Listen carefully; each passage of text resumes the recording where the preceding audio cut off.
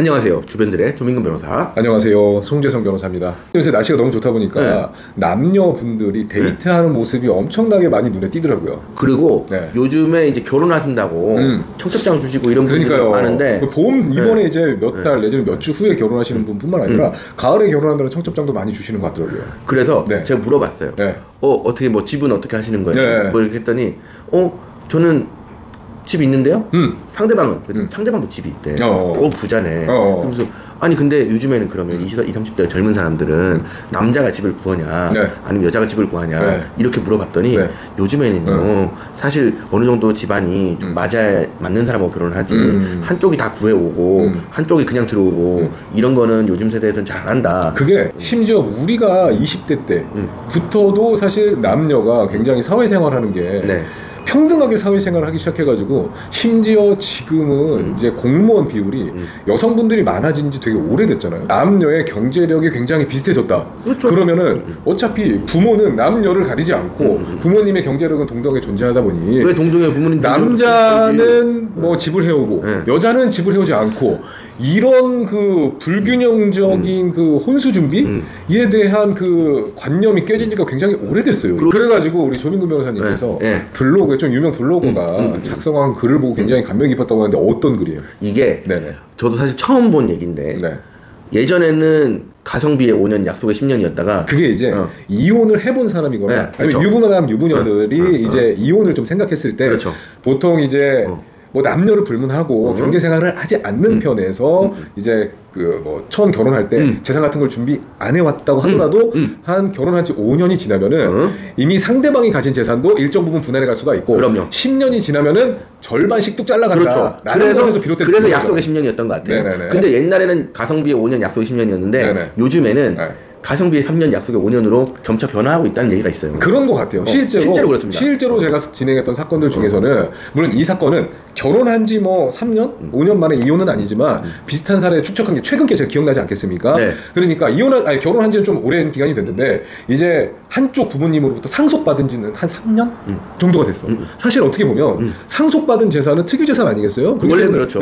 결혼 생활을 상속받은 때로부터 뭐 3년, 2년 정도만 했으면은 사실 분할 대상 재산이 안 될 가능성도 충분히 있고 부부 결산제 원칙이라고 따진다고 한다면은 안 돼야 돼요. 어떻게 보면 원칙은 그게 맞아 보여요. 그럼에도 불구하고 저희는 분할을 해달라라는 측면이었죠. 나쁜 놈이네. 니꺼 딸을 분할을 해내라. 왜냐면 우리는 오랜 시간 동안 혼인 생활을 유지했고 또 부모가 상속하는 재산은 이미 부모님이 사는 동안 축적해가지고 이제 상속이 예정되어 있는데 상속받은 지 뭐 2, 3년밖에 안 됐다고 해가지고 분할 대상 재산이 안 된다고 하면 그 상속을 받은 사람은 악의적으로 이혼을 뭐 나는 상속받은 재산 많으니까 이혼하겠다라고 이혼을 권장하고 조장될 거 아니냐라는 주장을 하면서 실제적으로 청구를 해서 분할 대상 재산이 돼서 받아낸 사례가 있었어요. 가성비의 3년만큼 가성비 있게 받아내셨나요? 그러니까요. 실제로 이게 말씀하셨다시피 원칙적으로 혼인 전의 재산은 특유재산이지만 이게 혼인하고 이제 어느 정도 살면 다 혼화되기 때문에 분할 대상 재산으로 다 들어갑니다. 그다음에 지금 말씀하셨다시피 상속재산 이런 거 상속 받자마자 내일 이혼한다 이러면 안 되겠지만 가성비의 3년 정도만 버티면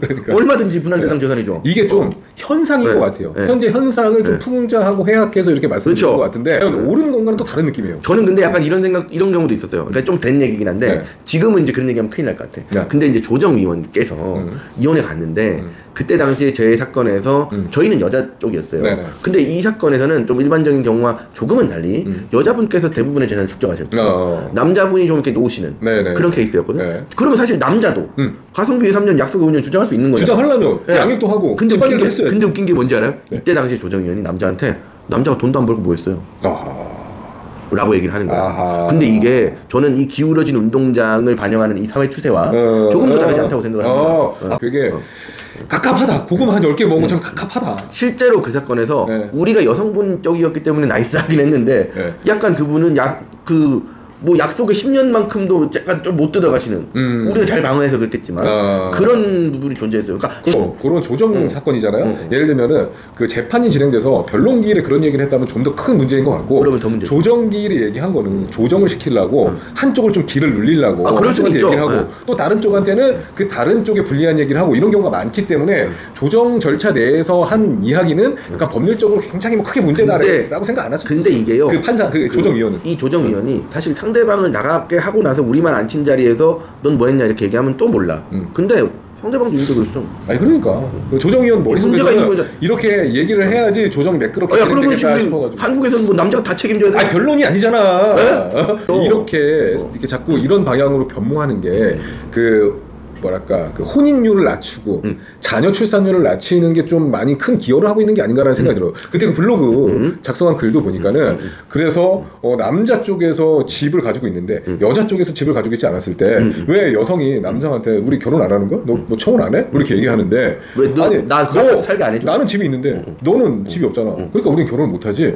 라고 얘기하는 현재 추세를 좀 풍자해서 말씀 주셨던 것 같더라고요. 그렇죠. 블로그 내용 그렇더라고요. 그러면은 점점점 남자든 여자든 간에 그렇게 좀 경제적 불평등이 있었을 때 그 결혼을 안 하는 추세로 점점점 달려가는 그 방향이 아닐까. 그렇다고 한다면은 남자 입장에서도 여자 입장에서도 똑같이 내가 부동산을 갖고 있고 상대방은 내가 좋아하고 매력을 느끼고 사랑을 느끼지만은 부동산이 없었을 때 결혼을 안 하면 되잖아 라고 가볍게 생각하고 그냥 사귀고 연애만 하다가 끝날 수 있다. 또 나중에 시간이 지나서 서로 지루해지고 좀 안 맞는다 싶으면 이제 다른 이성을 찾아가기에 더 좋으니까 그런 생활 패턴이 반복되다 보면은 혼인율이 점점 낮아지는 거 아니겠어? 너무 간단한 논리잖아요. 작용 반작용이 생길 것 같기는 하지만은 그 올라온 것만 봤을 때 혼인율을 높이기 위해서는 부부 별산제를 엄격하게 해가지고 이제 재산을 뭐 3년, 5년, 뭐 10년 있다가 공산화돼가지고 재산을 떼주지 않아도 되는 상황이 되면 재산이 많은 사람이 재산이 적은 사람과 혼인하는 걸 망설이지는 않을 것 같다. 이게 결국은 이 작은 단면도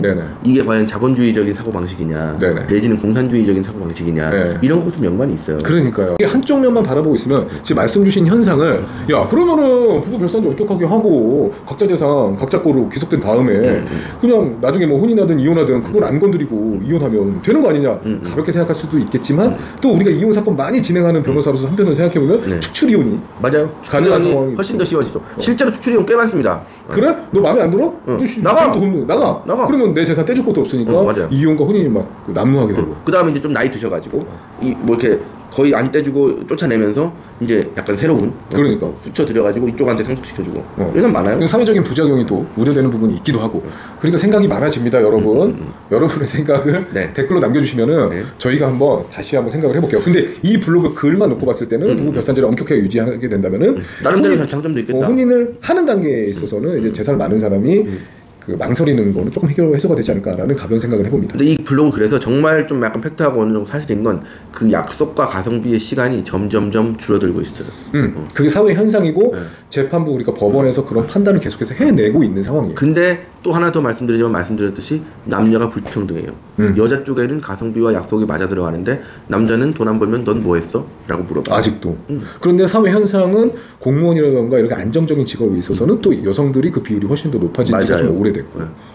그래서 이런 어렵다. 이혼할 때 약간 조금 더 경제력이 떨어지는 여성, 그 다음에 성범죄에서의 여자 피해자, 그 다음에 근로사건에서의 노동자의 경우에는 확실히 기울어진 운동장인 걸로 난 보이긴 한다.